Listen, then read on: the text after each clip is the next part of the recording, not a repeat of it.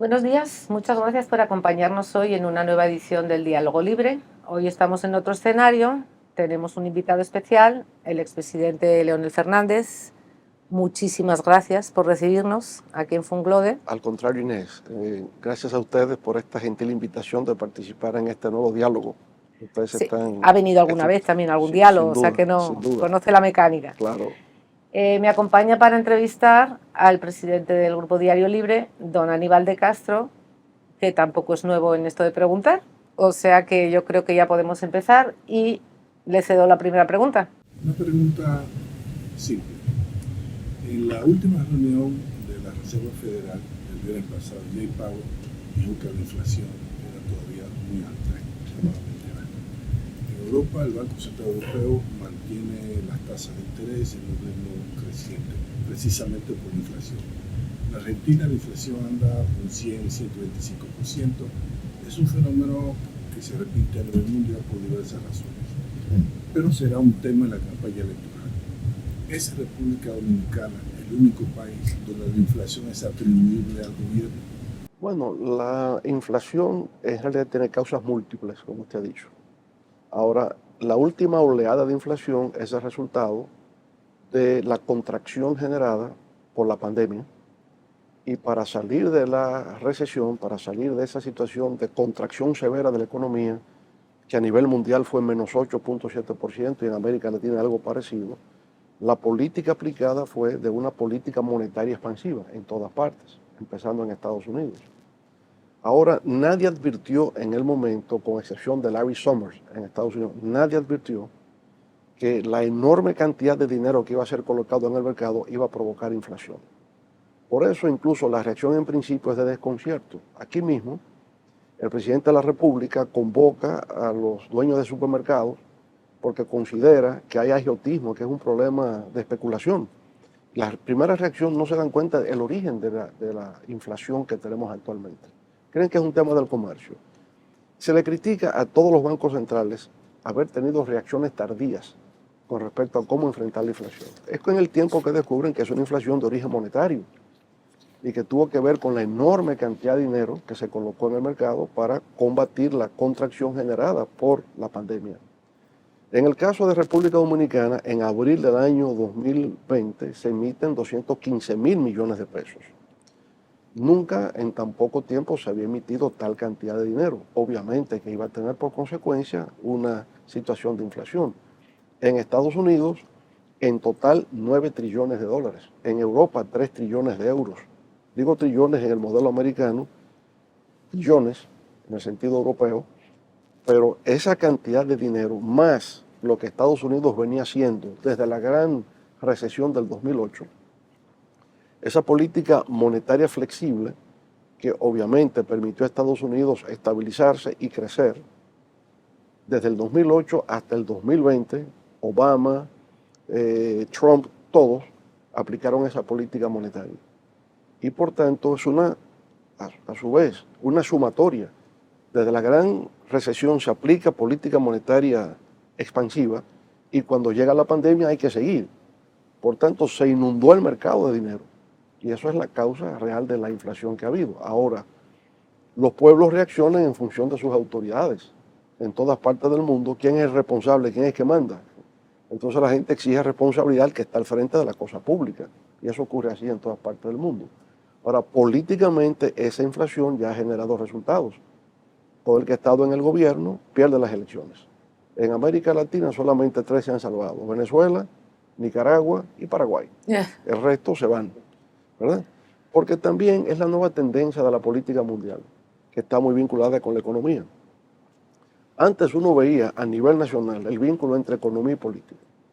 Si la economía crecía, si generaba empleos, si generaba certidumbre, el gobierno se quedaba en el plano local.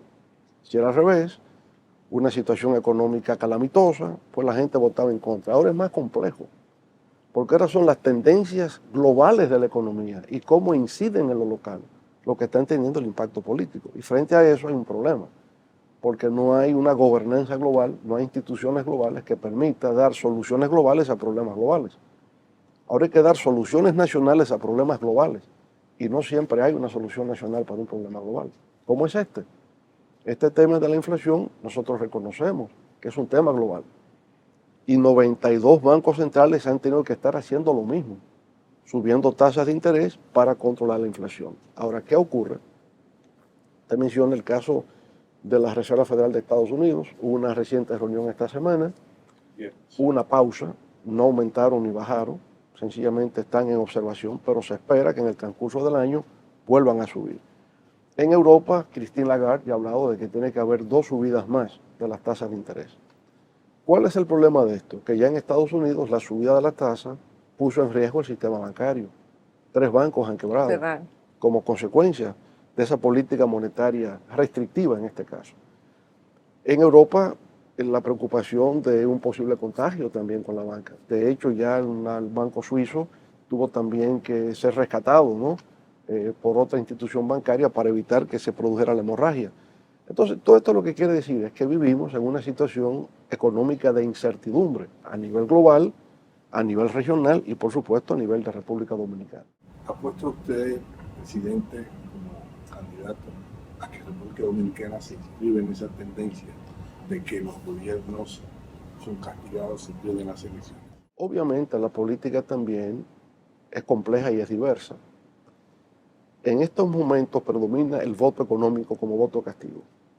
Pero la política también implica identidades partidarias, implica también corrientes de pensamiento, corrientes políticas que tienen seguidores en el tiempo. Hay una diversidad, pero predomina el tema económico como decisión política electoral en estos tiempos.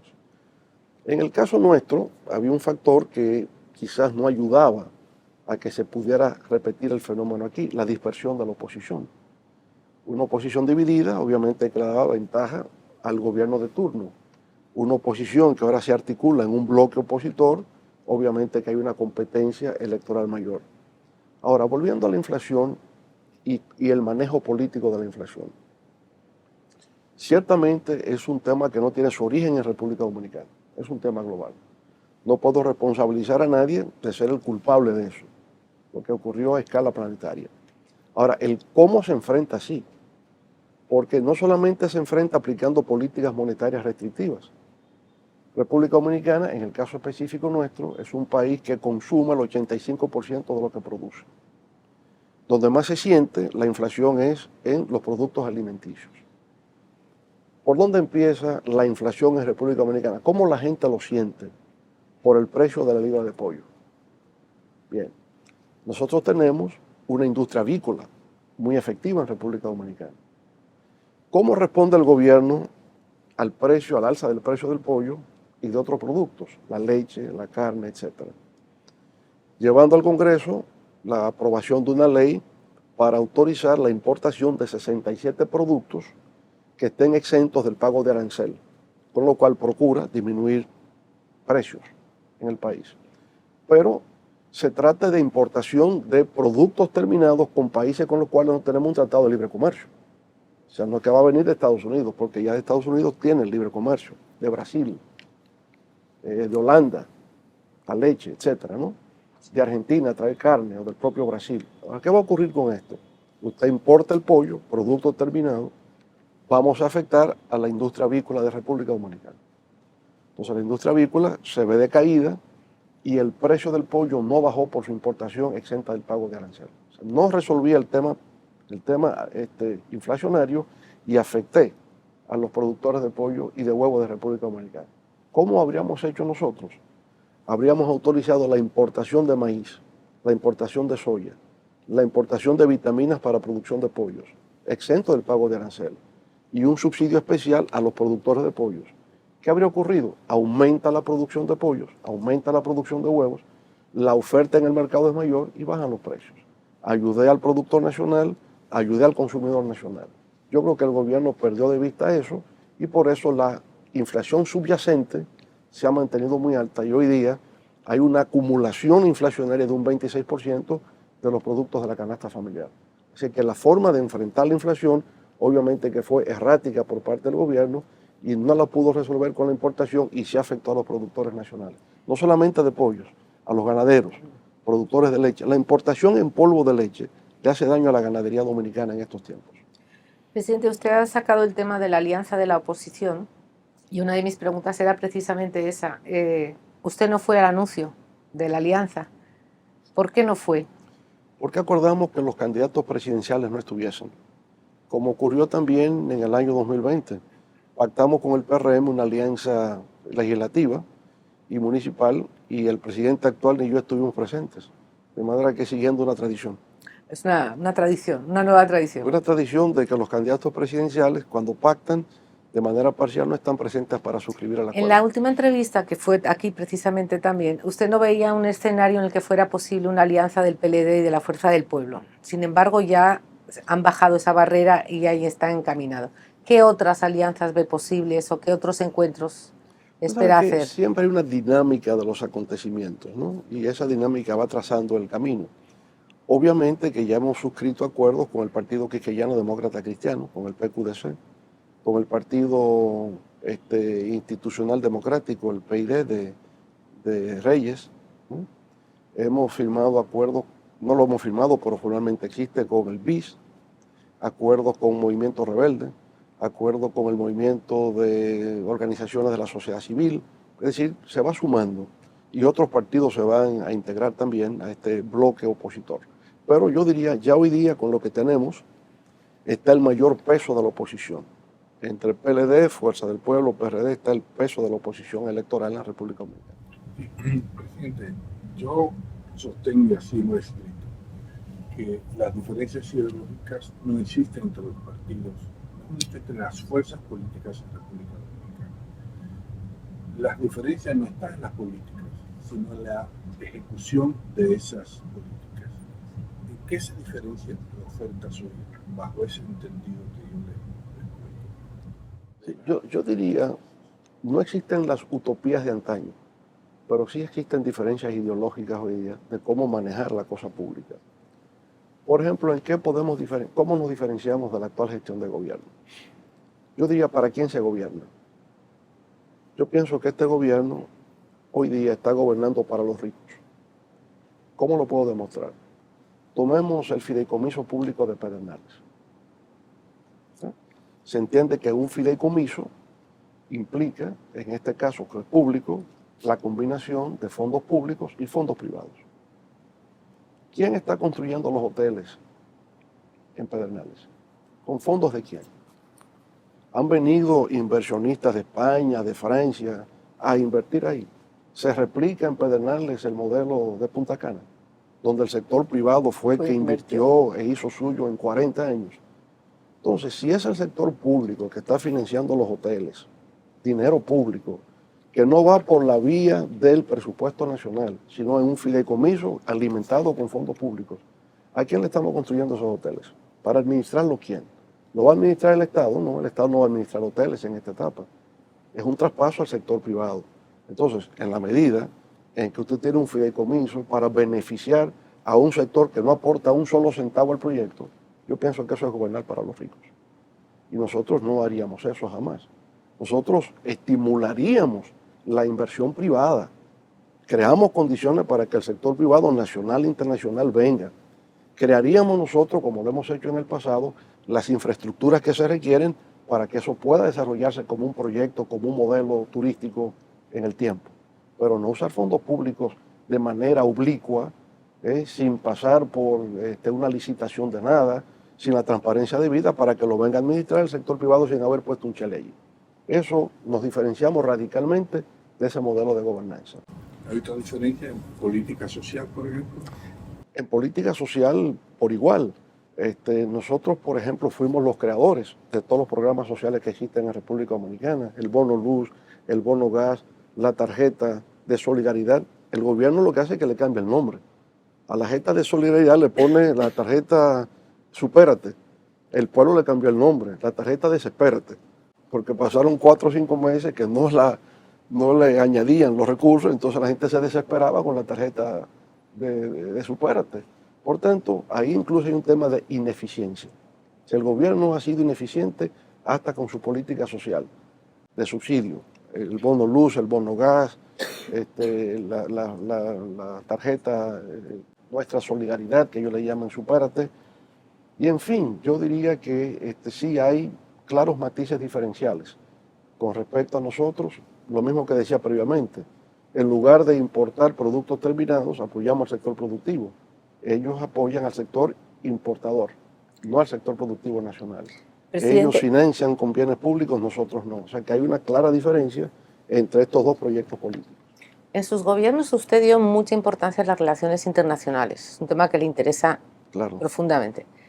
¿Qué opina de nuestra relación con Estados Unidos? Yo diría, todo gobierno dominicano está compelido a mantener buenas relaciones con Estados Unidos, por múltiples motivos. La diáspora nuestra ya llega a 2 millones de dominicanos. Una segunda generación ya de 1 millón. Ya el número de nacidos allá es mayor que los que han migrado. Un dato muy importante a tomar en cuenta para el futuro de la diáspora con nosotros. Pero además, las exportaciones nuestras, principal mercado son los Estados Unidos. Las principales inversiones son de Estados Unidos, ¿verdad? Por lo tanto, diría la obligatoriedad de mantener vínculos de amistad y de intercambio con Estados Unidos resulta fundamental. No sabemos por qué, todavía Estados Unidos no ha designado un embajador definitivamente para la República Dominicana. Eso es un misterio, no sabemos, no queremos especular. Pero creo que sí hace falta tener ya la principal autoridad diplomática de Estados Unidos en República Dominicana. Pero con su experiencia no puede ni siquiera imaginar por qué no lo tenemos. De verdad que no podría especular de por qué razón no han hecho esa designación. No podría especular. Creo que ha sido una omisión importante, sobre todo cuando nosotros hemos tenido el problema con Haití, que se ha agravado, ¿verdad?, por la crisis de seguridad, por el colapso del Estado haitiano, que representa una amenaza a la seguridad de República Dominicana, no haber contado con un embajador norteamericano que pudiera contribuir a una solución, que no la ha habido por parte de Estados Unidos en este caso, pues yo pienso que ha hecho falta. Y ahora que saque usted el tema, ¿usted continuaría el muro de llegar a la presidencia? Yo estuve siempre en desacuerdo con lo del muro. Yo aspiro más bien en construcción de puentes que vinculen a los pueblos. Con Haití lo que ha ocurrido es que el Estado colapsó. Haití es un caos, no hay autoridad, no hay orden, y si representa una amenaza a la seguridad interior de la República Dominicana, creo que tenemos que protegernos.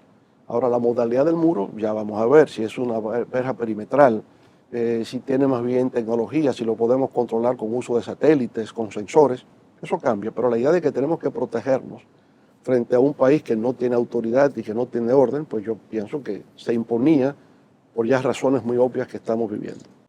¿Qué le ha faltado a la política dominicana vis-a-vis Haití? Mire, en el caso de esta actualidad de este gobierno, Correcto. yo diría, primero no hay un interlocutor válido en Haití, eso es evidente. Ahora trataría de sumar como aliado a los países de CARICOM. Los países de CARICOM ejercen una cierta influencia con decisiones que se adoptan con respecto a Haití. Haría un mayor vínculo con el Canadá para tratar el tema haitiano. La presencia haitiana en el Canadá es muy importante. Incluso una vicegobernadora, o creo que llegó a ser gobernadora de origen haitiano. Llegó a ser gobernadora. De Londres. Nombrada en Londres. Ya no lo es, pero estuvo durante 4 o 5 años, ¿verdad? Bueno, entonces la presencia haitiana en Canadá pesa. Por tanto, mayor vínculo con el Canadá para la solución del problema. Ha habido diálogo porque ha habido intercambio entre el Canadá y el gobierno dominicano para tratar el tema haitiano, pero fortalecería eso. CARICOM, Canadá, lo haría con Brasil también, porque Brasil ejerce un liderazgo en toda América Latina, más con Lula ahora presente, porque Lula podría ser una pieza que ayudaría a solucionar el tema haitiano, puesto que hay también una diáspora haitiana en Brasil ya y en Chile. Entonces creo que vínculos con estos países para tratar el tema haitiano podría ser de ayuda, no de solución, pero algo de ayuda. En la época de Lula estuvo liderando la MINUSTAH.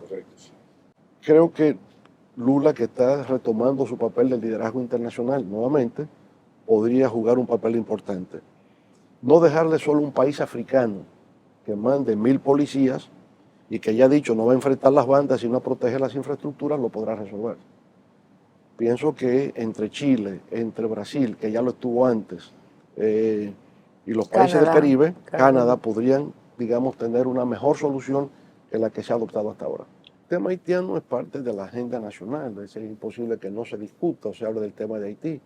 Lo que pasa es que la intensidad mayor o menor dependerá de lo que esté ocurriendo en un momento determinado. Si se incrementa la migración masiva ilegal, si hay actos de violencia contra dominicanos. Por ejemplo, hubo un secuestro de una señora en Dajabón, dominicana, por haitianos, ya eso crea un malestar en la opinión pública nacional. Así que eso va a depender siempre de lo que esté ocurriendo en el periodo electoral, en el vínculo Haití-República Dominicana. Presidente, las encuestas por ahora dan casi muchas posibilidades de reelección a Luis Abinader. ¿Usted tiene tiempo para revertir este proceso? ¿Cuáles encuestas? Porque hay que ver cuáles encuestas. Las suyas no. Las nuestras no. Las nuestras no. ¿Qué puede ofrecer un cuarto mandato de Leonel Fernández? La renovación de la esperanza, para empezar. Yo pienso que en estos momentos hay mucha desesperanza en la sociedad dominicana y el mayor indicador de esa desesperanza es el retorno a los viajes en yola. La gente está volviendo a irse a Puerto Rico en yola, digamos, aventurándose a cruzar el canal de la Mona. Algunos han perecido en el trayecto. 23 jóvenes murieron un mes atrás tratando de llegar a Puerto Rico. La vuelta por México, donde ya hay muchos que han sido agredidos, violencia ejercida sobre ellos, maltratados, esquilmados.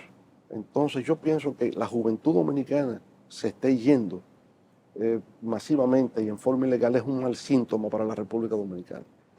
Entonces, cuando esas encuestas no miden cuál es el nivel de rechazo a la reelección, y eso no lo vemos en las encuestas, pero está entre un 65 y un 70%. Cuando se hace la pregunta, ¿usted está de acuerdo o en desacuerdo con la reelección? La mayoría manifiesta que está en desacuerdo. Entonces yo diría, el papel nuestro en la Fuerza del Pueblo ha sido tratar de recomponer la base social de apoyo y la base electoral que tuvimos en el PLD durante años. Hemos avanzado en eso. Actualmente nosotros tenemos una intención de votos de un techo de 37% y un piso de 33%. El gobierno tiene un piso de 39% y un techo de 42%. Ahí andamos. Esos son los estudios que nosotros hacemos. Hay otra emigración, usted habla de la de Yola. A mí me llama mucho la atención la que hay de profesionales hacia Canadá. Sí. Es muy grande. Es muy grande. ¿Usted ha analizado ese tema? También, sobre todo profesionales de la salud, sí, muchos, porque hay una escasez de enfermeras y de profesionales, de médicos en el Canadá, y ofrecen facilidades. Entonces, es una pérdida para el país de una gente muy preparada. Totalmente. Hay una fuga de cerebro con respecto a eso. Sí. Se da también en la Florida, piden enfermeras dominicanas. Y algunas están yendo porque hay una escasez de atención de enfermería en los hospitales en el estado de la Florida y la gente le ofrecen mayores salarios, mejores condiciones laborales y entonces migran por ese motivo. ¿Qué opina de la política anticorrupción de Luis Abinader? Que ha sido muy selectiva en razón de que ninguno de los miembros de su gobierno ha sido procesado. Bueno, Macarrulla o algún otro funcionario ha tenido problemas. Bueno, no se ha visto hasta qué grado. Lo cierto es que si no son de su partido le ponen un casco protector, chaleco y demás y lo pasean.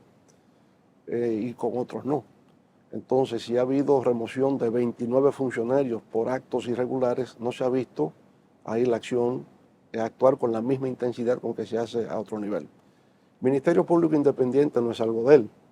En la Constitución del 2010 ya se estipula que el Ministerio Público es independiente. La ley orgánica del Ministerio Público del 2011 establece que el Ministerio Público es independiente de todo órgano u otro poder del Estado al cual nunca estará sometido. De manera que cuando se habla de independencia del Ministerio Público se está hablando de cosas que ya existen y se atribuyen unos méritos que no le corresponden.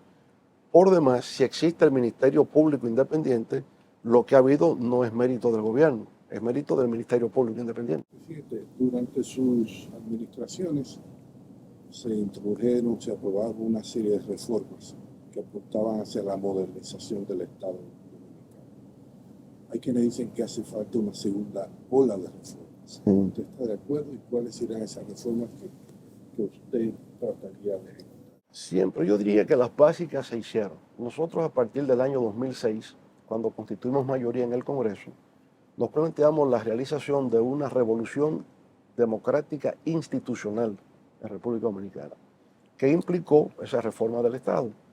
Reforma administrativa del Estado, reforma de la ley de presupuesto, de la ley de tesorería, de la ley de licitaciones públicas, la ley de acceso a la información pública. Es decir, todo lo que concierne a la administración del Estado encontró una reforma. Igual con la justicia.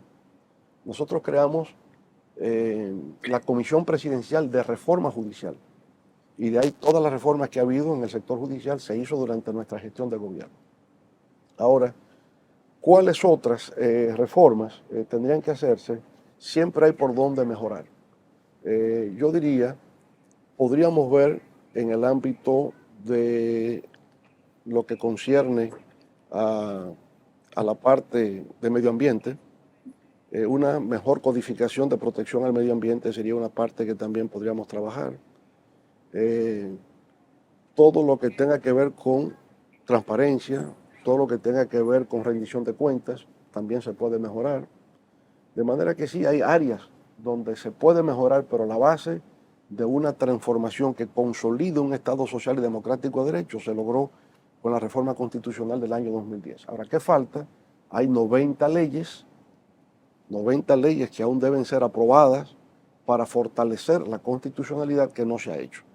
Entonces hemos pedido la creación de equipos de trabajo para que esas leyes definitivamente se puedan aprobar. Ya han pasado 13 años desde que se hizo la reforma constitucional y hay 90 leyes para reforzar, para consolidar esa nueva institucionalidad democrática que aún no se ha hecho. Presidente, hay un tema que a todos nos interesa y es el de la educación. Se pensó cuando se aprobó el 4% de que esa era la salida salvadora de la educación dominicana. Sin embargo, hemos visto años y años después que la educación dominicana sigue en un estado permanente de crisis. ¿Qué ha ocurrido? ¿Qué se puede hacer? ¿Qué usted sugiere? Cuando se suscitó el tema, yo siempre dije, puede ser el 4%, puede ser 5%, puede ser 6%, pero tiene que ser gradual. Y alguien me refutaba, no, que usted no quiere invertir en educación. Mi respuesta fue, pero fíjense, en el 2004, cuando volvimos, el presupuesto en educación era 11.000 millones de pesos. En el año 2012, 8 años después, era 58.000. De manera que hubo un incremento de 500% de ejecución presupuestaria. Por tanto, yo soy partidario de que se incrementa la inversión en educación. Aumentamos 500% en el presupuesto en educación. Pero pasar a un 4% del PIB ya era un cambio brusco, drástico, que las autoridades iban a preguntar qué hacemos con esto, cómo efectivamente ocurrió. ¿Cómo lo manejamos? Esto cómo lo manejamos de repente. Por otra parte, no había un plan propiamente de educación. Se entendía que la educación mejoraría por el mero hecho de que se aumenta su presupuesto. Había una brecha entre la modalidad, si es aumentando el PIB o si es aumentando el presupuesto. La ley establecía 16% del presupuesto o 4% del PIB. Ahora, cuando se sube a 4% del PIB, inicialmente llegó a 32% del presupuesto.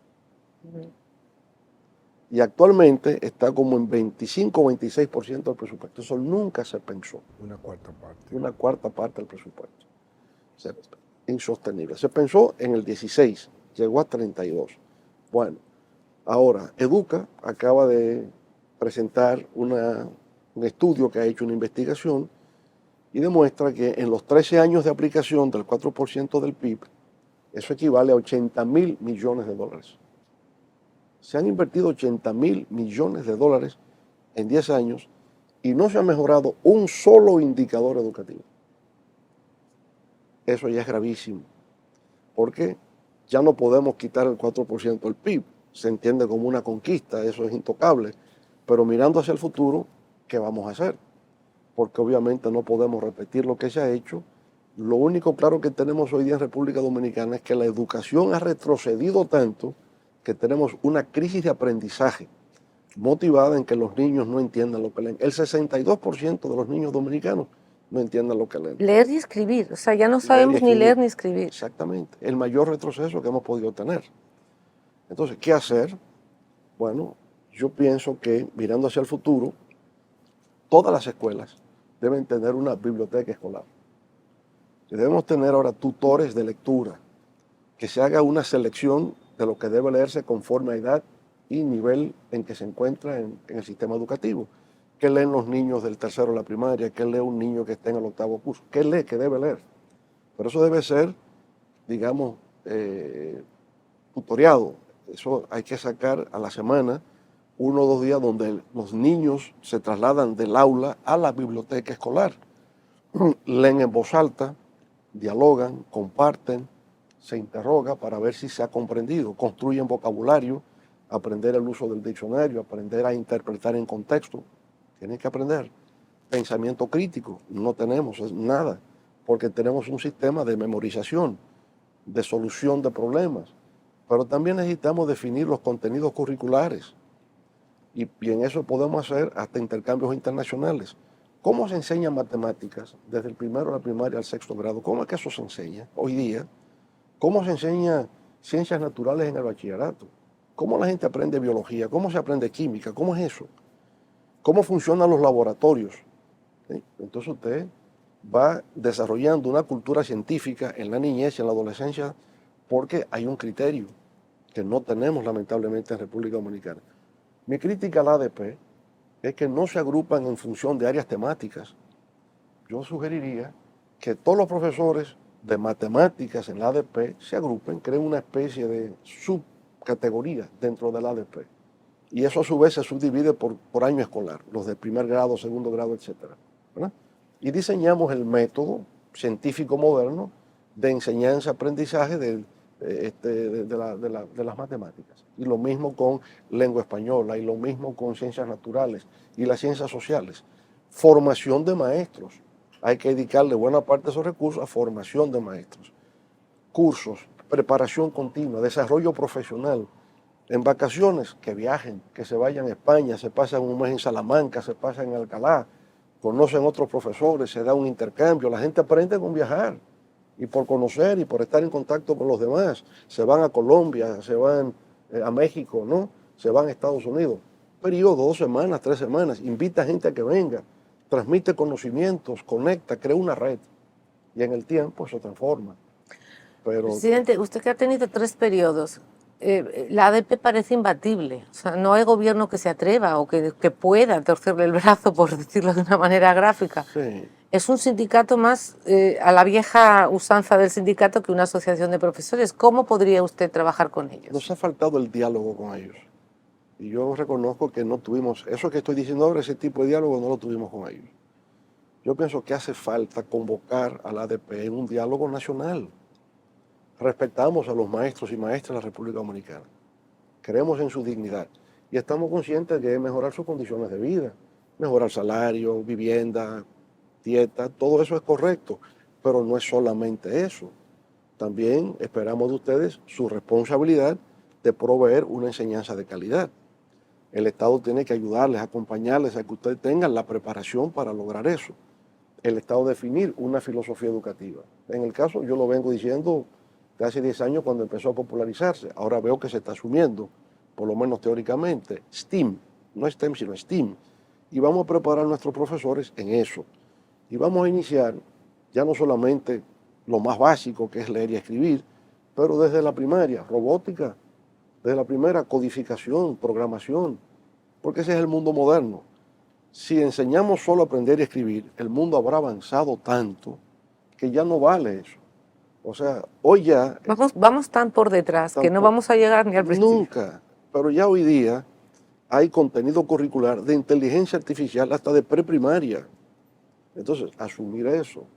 Usted te va a tener niños, pues ya el tema de robótica es una cosa común. En España lo hacen. O sea, robótica del primer curso de la primaria y los niños aprenden haciendo, tocando y poniendo la mano a las piezas. No solamente un profesor que dice y uno que escucha. Ya eso no funciona. Presidente, uno de los temas recurrentes en la política es el clientelismo. Sí. Y la verdad es que en esta campaña, en estos aprestos preelectorales, pero que ya son electorales, otra vez se vuelve a hablar. ¿Qué se puede hacer? ¿Ese es un mal necesario en República Dominicana? ¿Es un mal que no tiene solución? Eso tiene varias formas de expresión. Por ejemplo, debido a la pobreza que tenemos, la gente acude a los políticos para que les ayuden. Mira, tengo un familiar que enfermo, me pueden ayudar con la receta, tal cosa. Eso ocurre en el día a día. Yo digo eso es una especie de clientelismo benigno, porque son las ineficiencias del Estado, la gente acude a quien cree le puede ayudar, y bueno, eso se hace. Se distorsiona si yo convierto eso, o sea, un quid pro quo, yo te ayudo para que tú entonces me des el voto, es hacer una instrumentalización de la pobreza. Yo pienso que no, uno ayuda a quien uno puede por razones humanitarias, por razones éticas, ¿no? Por razones digamos, de convivencia humana. Ahora, cuando deliberadamente, si yo tengo la tarjeta Supérate y te doy ese beneficio por parte del Estado y luego te busco como voto, ya eso es clientelismo vulgar. Nosotros nunca hicimos eso cuando teníamos la tarjeta Solidaridad, jamás. Incluso buscamos la ayuda del Banco Mundial y del PNUD para que nos ayudaran a que eso no estuviera politizado. Entonces tuvimos el cuidado de no convertir un subsidio social en un mecanismo de clientelismo político. Ahora, clientelismo político lo estamos viendo ahora. ¿Quién me explica que 59 funcionarios municipales electos, 27 alcaldes y 25 directores de distritos municipales elegidos por la oposición se hayan pasado al gobierno? ¿Y quién lo puede explicar? ¿Cómo es eso? ¿Cuánto cuesta? ¿Cuánto cuesta? Es eso, ¿cuánto cuesta eso? Porque, digamos, no es porque el presidente le resulte simpático, ¿verdad? No es porque le toma la llamada a todo el que llama. No, creo que hay algo más que eso. ¿Qué oferta se les hace para usted cooptar a un funcionario municipal electo y pasarlo al oficialismo? Porque si se pasara a otro partido de oposición, se entiende. O sea, que venga a la oposición bien, porque aquí no tenemos nada que dar ni que repartir. Aquí vivimos de la caridad pública hasta cierto grado, ¿verdad? O sea, nada. Pero cuando se pasa al oficialismo es un tema de dinero. Entonces sería bueno averiguar cómo es que eso se hace. ¿Cómo se reparten pensiones a los dirigentes de los partidos de oposición que ahora se pasan al gobierno? Eso sería una buena investigación periodística, con la ley de acceso a la información pública, que sería conocer la cantidad de pensiones que se han dado por vía del Ejecutivo, volumen de esas pensiones y lo que representan cuantitativamente. Y ahí descubriremos la modalidad PRMista del clientelismo político actual. Jubilarnos. Turismo. Bueno, yo Ahí, pienso, los datos son buenos. sí, ahí debemos sentirnos muy orgullosos de como dominicanos hemos logrado en el turismo. Cuando empezamos 50 años atrás, nadie creía que podía ser. ¿Y dónde están los turistas de Miolán? Se decía. Esa era la consigna. Nadie creía. Y sin embargo, hoy día es, si no la más, una de las principales fuentes de generación de riqueza en la República Dominicana. Y se ha expandido por todas partes. Hablamos del este. Hemos hablado de Pedernales, no está de acuerdo con esa visión, pero ¿cuál sería la suya? No, yo estoy de acuerdo con que se desarrolle Pedernales y que pueda desarrollarse turísticamente, pero la modalidad de un fideicomiso alimentado solo con fondos públicos y que se transfiera al sector privado, no estoy de acuerdo con esa modalidad. No. Esa no fue la modalidad de Fran Reinieri en Punta Cana, eso fue trabajo del sector privado y ha sido así en todo, también en Casa de Campo, también en Capcana, también en Valladolid, en todas partes así que funciona. Entonces yo cuestiono el modelo que se está llevando a cabo para desarrollar turísticamente el polo de Pedernales. Pero bueno, con respecto al resto, mire, que usted esté en París, en el aeropuerto Charles de Gaulle, y que usted ve un letrero que dice París-Punta Cana, usted siente emoción. Usted está en Múnich, en Alemania, Múnich-Punta Cana, wow, ¿qué es esto? O sea, usted siente el orgullo de que nosotros estamos en el mapa mundial. Yo voy al aeropuerto de Punta Cana, esperando un vuelo. Eso es un John F. Kennedy en miniatura. La cantidad de vuelos que llegan de todas partes, que eso se mueve. O sea, y esa es la expresión del desarrollo que este país ha logrado. El turismo nos globalizó. El turismo dio a conocer a la República Dominicana en el mundo. O sea, la gente viene y cuando viene se asombra, se maravillan de lo que es República Dominicana. Tienen como una creencia de que somos un país con menos desarrollo y cuando vienen y ven lo que hay, se enamoran, quieren hasta comprar para una segunda casa en República Dominicana y vienen con más frecuencia. Entonces el turismo nuestro se consolidó, se consagró. es un turismo de calidad. ¿Cuál es la siguiente etapa? La siguiente etapa es su diversificación, que estamos en ese proceso. Empezamos con un turismo del todo incluido, bien, sol, arena y playa, bien, pero hoy tenemos también un turismo ecológico, tenemos un turismo de aventuras, tenemos un turismo bouquet, un turismo de high-end, va diversificando, y en cada lugar lo que te quieren hablar es turismo. Tú vas a Monteplata, dije Monteplata, ¿y qué tiene que ver Monteplata con el turismo? No, la gente quiere que Monteplata se declare provincia ecoturística. Y usted va a Bonao, provincia ecoturística. Ya el dominicano ve todo en función del turismo y la diversidad del turismo. Usted coge por el norte turismo acuático, la práctica ¿cómo le llaman ellos? Kite surfing. Y de yates en el... Y de yates. Y la idea de tener para aparcar, Sí. ¿cómo le llaman esto? Las marinas. Las Las marinas. marinas, tener la Bahía marinas, Luperón como tener marinas. refugio y todo esto. Entonces, por ejemplo, usted ve ahora, nosotros construimos la carretera de Ubero Alto a Miches. Y hoy Miches es el próximo polo turístico. Ahora, usted tiene Miches y usted cruza la bahía y está Samaná. Entonces, hacer ese recorrido, cruzar la bahía, conectar la parte este con la parte nordeste, ese es el próximo paso. Y entonces hacer ese cordón desde Samaná hasta Montecristi, extraordinario. Entonces, el sur también se irá desarrollando turísticamente, porque tiene playas bellísimas, tiene bahías extraordinarias, ¿sí? Y eso irá, porque ya es un país con una diversidad turística. Ese es un futuro que tiene la República Dominicana. Por supuesto, diversificar también hacia otras áreas. Yo creo que nosotros hemos ido pasando de una economía agroexportadora o primario exportadora, porque ha incluido minería, a una economía de servicios, trabajo intensivo. Nosotros, sin abandonar lo que hemos tenido previamente, aspiramos a una economía del conocimiento, que implicaría el uso intensivo de tecnología para generar productividad, el uso intensivo de capitales, traer capitales que no se manejan en República Dominicana, venture capital, para generar empresas de alta tecnología. Tenemos el Instituto Tecnológico de las Américas, creación nuestra, profesores de la India, profesores del Reino Unido, de Japón, de Corea, más de 50.000 jóvenes entrenados en industria de software, mecatrónica, biotecnología.